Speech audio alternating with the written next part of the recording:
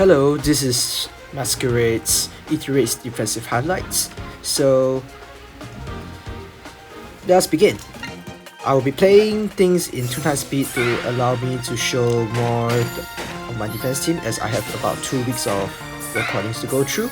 Alright, so this is the first one. I don't even know what to say. No mythics, no bonuses if I'm not wrong, and yeah, I was just in shock that they are able to test the trap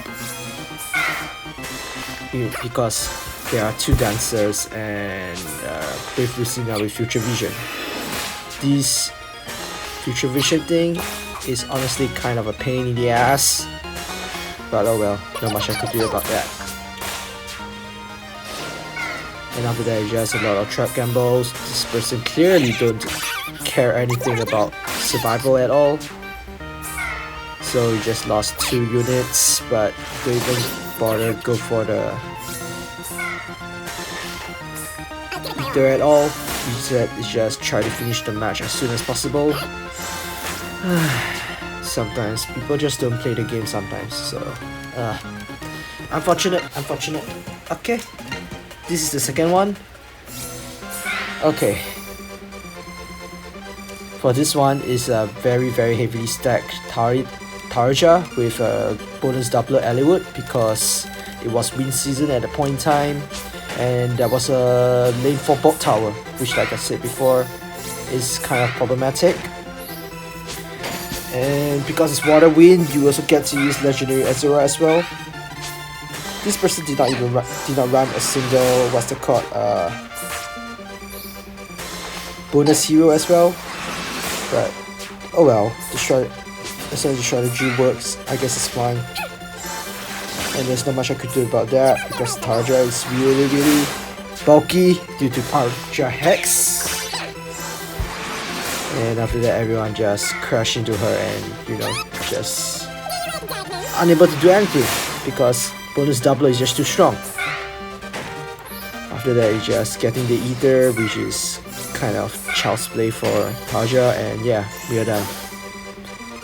So that's the second loss for 2 weeks ago, which is kind of surprising, because usually then after that I have a whole streaks of victories after victories. So let's show the last defeat before I go into some less depressing stuff. So this, at that point in time, it was Nagi bonus season, and Nagi in particular has some interaction with my legendary arm. The main thing is that the AoE don't do that much damage, but Bonfire, I don't know why is she running Bonfire, but because of Special Fighter, she gets to activate it twice. It goes again, then arm goes in. Because of the Bonfire, she just gets one shot arm, which is like frustrating, but thank god there's Konya that finished things off.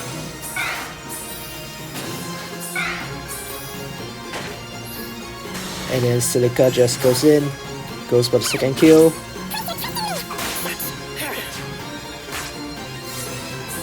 And yeah, we are pretty much done, because even though Silica has a very high speed, because for some reason this Aether over here runs Swordbreaker of all things. Why Swordbreaker? I have no idea. Sometimes it's just down to sheer dumb luck, and I think that's really just pure unlucky right there. Only 2 dancers just on the field, I can't do anything, so third loss. So it's been quite some time since I actually experienced so many losses in one season. Usually I hover around 1 to 2 losses. This is the first time I actually have 3 since I switched to this defensive format, as in defensive formation. So yeah, that's pretty much all the defeats, but let's show some of the successes. So this is the first one. For some reason, this female Corrin just rushes in, trying to inflict the pulse smoke, but House Mode is only effective on turn 2 because specials are not charged, so she just charged him for absolutely no reason. So guys, please check what is the skill doing first, don't just rush in like that, and yeah. And then sorry, surrender, yeah, surrender. Alright, this is the last one. This is a Broadleaf Fan Soft, quite a popular archetype as a vantage unit. Broadleaf Fan is indeed powerful, but there's one problem. Broadleaf Fan's offensive, as in player phase, isn't that particularly good. So what happens is that this Soft is unable to kill my Titania. Because of that, he's pretty much forced to attack Azora because that's the only valid target.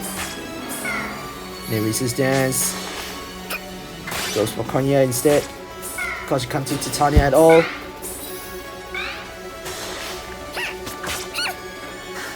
After this, it's just Titania doing things, pretty much.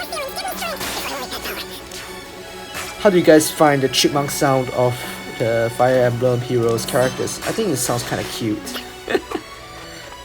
I will try to do normal audio next time, but because I simply have too many replays to go through. Yeah, and then the guys surrender. Alright, so let's talk about the light season, which is the one that happened last week. Defensively, it's actually a very successful season because of I made one change. But yeah. So this is the only loss for the season, which is quite nice. At that point, I was just experimenting with some trap placements, but it didn't work out. And Hector goes up once. I mean, this part is still work nicely. Celica managed to go in along with Legendary Arm. Everything was working as intended, except for the next part, because Halloween Hector has the dual skill. What happens is that, and because he has this person runs a dancer, Hector could actually play a phase most of our units because of Halloween Hector's dual skill. So when you take out 2 units, and the remaining 2 units are unable to take down Hector because Hector is very defensively focused. Well, that's unfortunate. And Azora just can't do anything at all. Honestly, I feel odd follow-up is actually quite an underrated skill. Although it's on odd number turns, but blocking follow-ups is actually a very powerful mechanic actually. So, alright. So this one is where I made the changes. So first things first is I gave Water Blessing, and I gave Deflect Melee and Distant Defense 4. So why I gave distant bloody accent. Why do I want to use Distant Defense 4? It's because of the buff negation. When we negate the buffs, it means that the Blade Tomes are unable to do what they want to do, and that is a problem. So what happens is that the Tarja that we saw in the earlier example will not happen with Distant Defense 4. As for Deflect Melee, it's mainly for odd follow-up and also for Brave Eye. Because when you immediately attack back to back, similar to a Desperation effect, if Brave Eye or Halloween Hector follows up, it'll be consecutive. So what happens is that Deflect Melee will activate if the character has a melee weapon, and that's what we want. Unfortunately, it doesn't work against beasts, it doesn't work against dragons. These are the main 2 things that it doesn't work with. So as long as I'm aware of the limitations, I will continue to run Deflect Melee. Alright, so this one is the famous, or more specifically infamous, Konya Hector composition, whereby Halloween Hector gets to do his explosions multiple times and hopefully Vantage gets to kill everything. But here's the thing though, this person could have chose to activate his dual skill on turn 1 to deactivate all the specials. That way, it'll be much more effective.